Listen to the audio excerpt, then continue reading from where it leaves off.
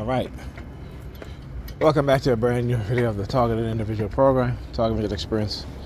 So the New York Predator Department, as I was getting ready to leave, again becoming very aggressive, using the sirens, try to intimidate me. I've been through this shit so many times, that they get into this mode where, trying to get me back into that pattern. And, fall in the lips. Again, doing that, y'all be quiet, whatever. Hey, y'all not gonna silence me. So y'all can keep folding your lips and using your sirens as much as you want. Now look at the two perps in the corner, and what you're gonna see as I approach, you're gonna walk off. Let's see if they do it, right? Because again, sometimes what they'll do is to adjust, right? To not, to try to prevent me from showing a pattern, right, in which they'll engage in this sort of behavior, right? But anyhow, as I was saying, so yeah, Pam came in the house and the New York Predator Department started with the sirens, and as I was leaving, she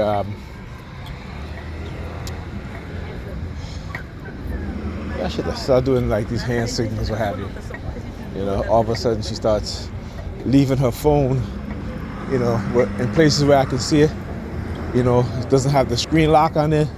It's all open. I'm like, you can tell like a lot of women don't know how to communicate effectively.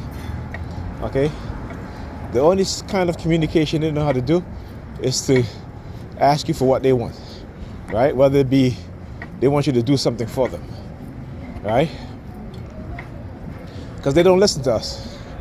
And it's been like that for the past decade and a half, right? They don't listen to us. They don't know how to communicate effectively. They're being conditioned to think that we're supposed to read their mind and tell what they're thinking. They don't know how to apologize, for one, okay? They become very male-like in their behavior when it comes to relationships.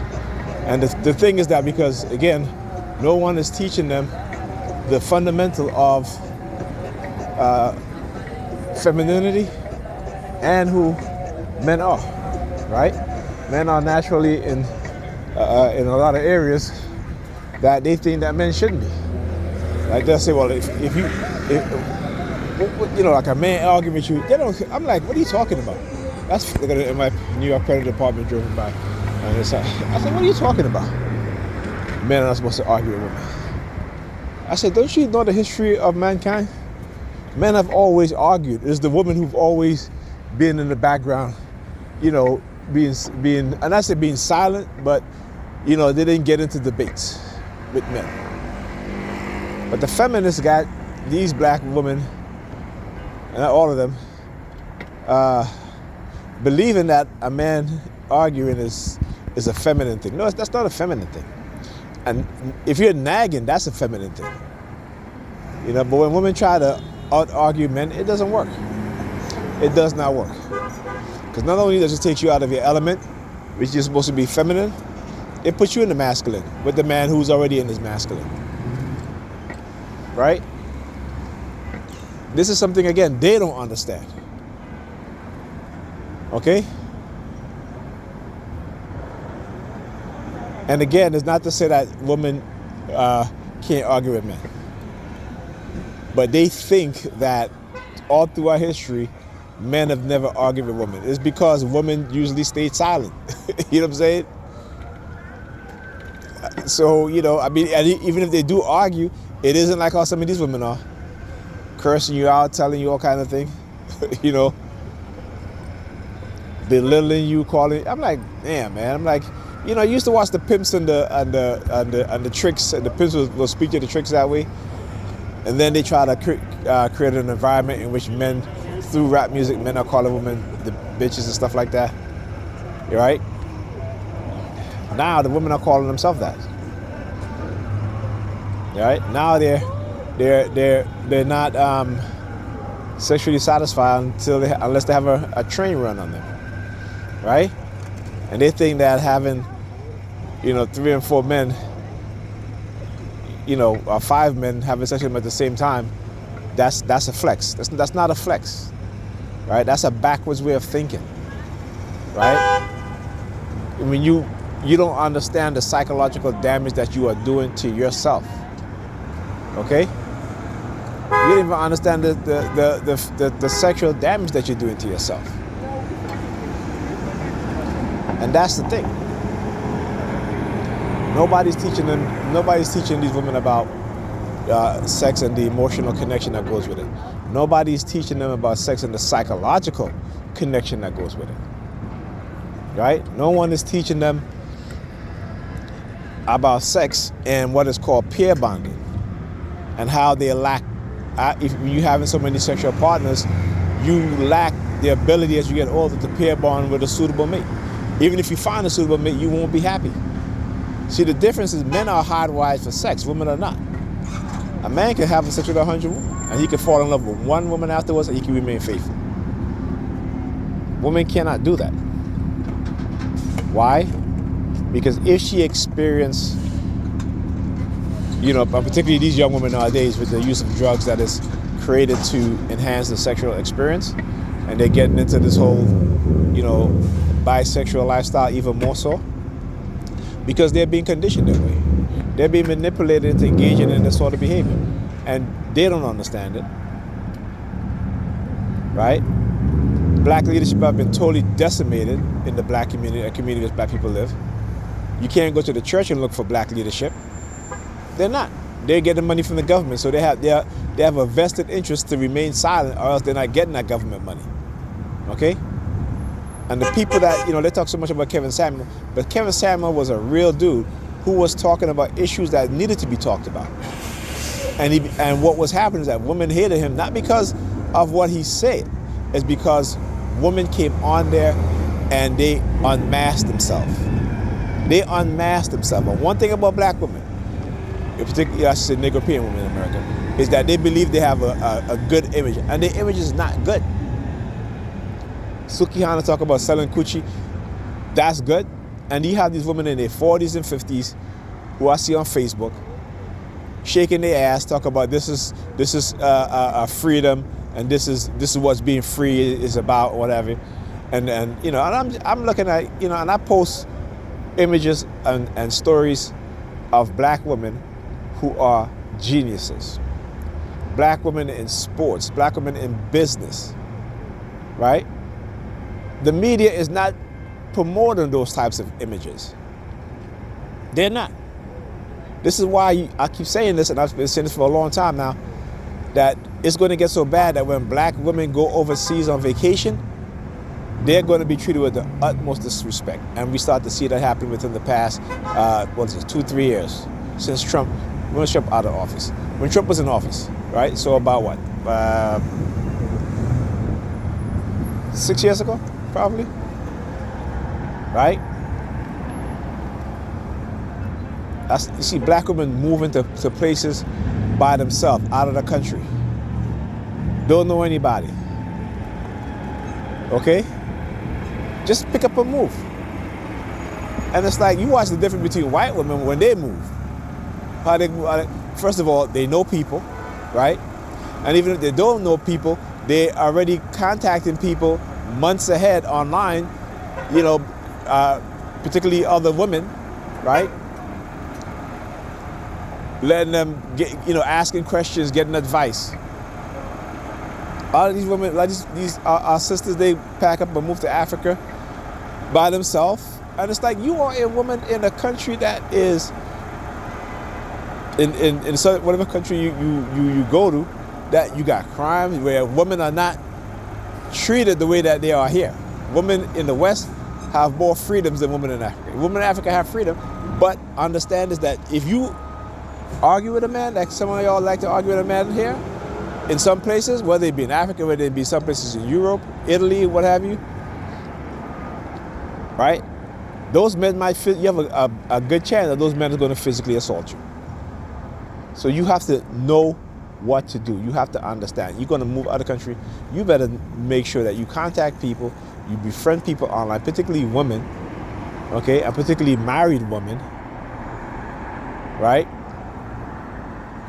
Married women and people that you know that when you get into their circles, their circle, that you will be safe and okay. You gotta think. You gotta think. You know, and that's the whole thing with our people today in America, is that we're just believers. And even in Africa, they're full of believers, right? But at least the majority of people in those countries in Africa are black. Particularly if you go into a black country where it's predominantly black people, right? Nigeria, Kenya, Rwanda, South Africa, the Gambia, right? Yeah, you may not have to worry about a police assaulting you as a black woman, right? But you, like I said, it's particularly if you're a very attractive woman, right? And again, it varies in Africa because in certain countries, people may say, unless it's like Nigeria where they have this colonized, white colonized mindset, particularly based off their religion, right? Depending on what part of Africa or what country you're at, that they might find you super attractive or not, right? And so you got to think about these things. Take some self-defense class or something before you go. Be mindful of where you go by yourself, right? This is something that you got to think about, and it's the same, like I said, with Kevin Samuels, he cared about black women as much as they hate the fact that, he had his show, and they were like, oh, look, he died by himself. He didn't die alone. He died, he was a woman there and he died. Oh, she wasn't black. Oh, yeah, she was black. She was just light-skinned. She was just Hispanic, but she's black. Okay? Okay? And who's to say, again, like I said, I think Kevin Samuel was murdered. So who's to say that wasn't the setup?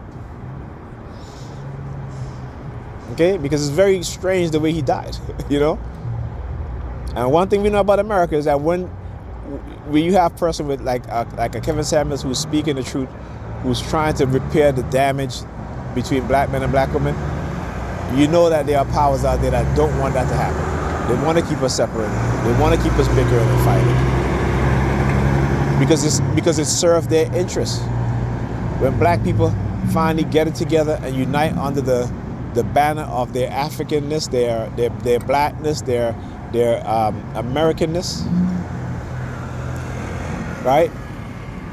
We will be a force that we will not only change the community that we live in, but we will build communities, right? We will hold these police accountable for just killing black people indiscriminately, right? And there are ways that we can do that right now, particularly with the police. I'm being targeted by them all the time, so I don't. And the fact is, I don't hate police. I just hate the ones that engage in this sort of behavior, right? Because I've had some pretty decent conversation with police officers. Okay? But it's the dark triads. And the dark triad comes in all different ethnicities.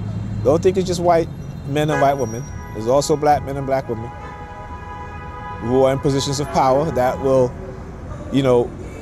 when that switch comes on, particularly if they build around them a protective nest, meaning that they have subordinates underneath them who they allow to get away with certain things, so they earn their loyalty and trust, right? Because the dark triads, the ones with again the 6 and the 7s, right? They know how to manipulate other dark triads, right? They know how to build that trust, right? So they'll let these cops get away with brutalizing people in the general public and get away with it. So they build their loyalty and they build their trust. And I was just watching Dr. Ritchie. And I was hoping somebody would have done this study, and they actually did, where they did a study on police officers, over 1,800 police officers who have been charged with abusing children, sexually abusing children, physically abusing children, And what do I always say? I said, these types of personalities, they join positions of power. They join the police. And then what do? They manipulate people in society, okay, to take the focus off of them that are in the police department, right? So the public is focused on the so-called predators in the society, but the vast majority of predators are in the police departments, right? And this is what they do. So you have to understand their way of thinking. Like I said, you have to understand the mindset.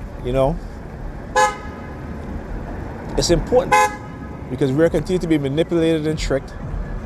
We continue to be highly believers and not critical thinkers. And any young black man and black woman that they see as a threat, they'll destroy them and they won't even know what happened. Like you said, you got to read the book Mind Control Language Pattern by Dr. Lion Jones. And like I said, there's certain things I always remember when I first read that book. As he talks about, that there are people out there who are engaging in psychologically manipulating other people, right? Using dark method, dark psychology, dark NLP, and watching these people's lives get destroyed without, and the thing is that you're blaming an individual for acting negatively, but not understanding that person has been brainwashed, has been conditioned to behave and act negatively. And he said, you have every right to defend yourself. That if you find yourself in a position where people are manipulating you, right, to negatively impact your life, your way of thinking, your being, you can protect yourself by any means necessary. And that's what I'll do. If I see a threat coming to me, whether it be physically or psychologically, in a way in which threaten my life or existence or my family, I'm going to guarantee you this. Either I die or that person's going to die. Okay? And I have no problem saying that. Any of you would say the same thing too. Any of you would say the same thing. Okay? And again, and this is why I do what I do. I record, explain what's going on to prove what I say is happening. Because again, the courts have already proven that people can be psychologically manipulated, psychologically harmed, right? And they have a right to defend themselves. Because the court has said that psychological harm, psychological damage can be more damaging and irreparable than physical damage, right? Because you get a cut, you can heal. You get a busted lip, you can heal. When somebody fractures and break your mind, you cannot heal from that. As much as they want you, the public, to believe that they can try to fix you, they can't. They can't. Okay? I am not an expert in psychiatry or psychology, but I know. Go and listen to these victims of MK Ultra. Go and listen to these victims who have been experimented on in these mental institutions, even in the prisons. Go and listen to them. Go and read their stories. Go and read Dr. Peter Bregan. Go and read on his website on what he says. Okay? So yeah. And I'm not threatening nobody, like I said. But I will defend myself. Right? I don't go out there seeking trouble. But I know if you send somebody to come into my personal space and try to block me,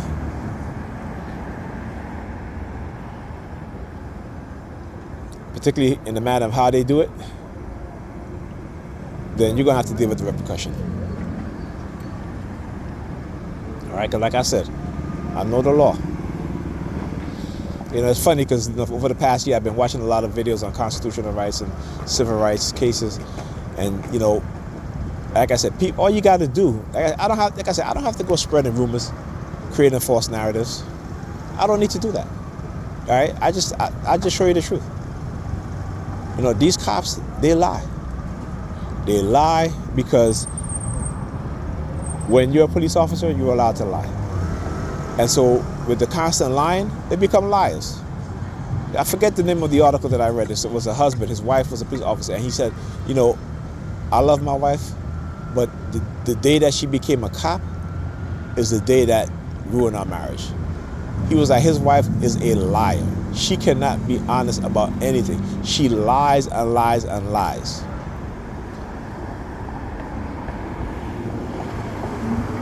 And particularly when they take away, there used to be a law against entrapment, right? It means that the government, police cannot entrap you. You know, kind of what the FBI did with these poor black men who were mentally challenged, right? The entrapment that went on. You know, and it just goes to show you how, like I said, as black men, there's no sympathy. There's no sympathy. And I'm surprised no one hasn't even appealed their cases. And I'm surprised no one from the Innocence Project or anybody else hasn't appealed their sentences. Not taking into account what the FBI did, the criminal act which the FBI did. Right? We see police officers, killing people because they talk about we got information that drugs are being sold here. And they know that they're lying. They know that they're lying. Okay? And this is what they do. They look through their database to see which black person has a firearm permit. And they will target you.